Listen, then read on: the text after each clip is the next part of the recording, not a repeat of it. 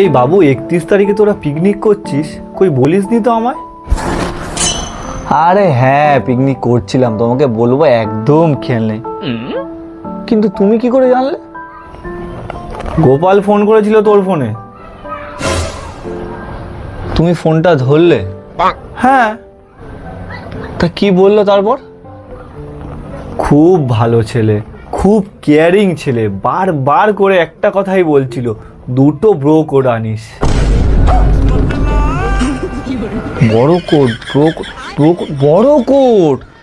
হ্যাঁ, আসলে ওর বাবা মাও যেমন কেয়ারিং, তো তাই সেই জন্যই ধারটা ও পেয়েছে, খুব কেয়ারিং। আর বারবার শুধু ফোনে খালি বলছিল রাম রাম।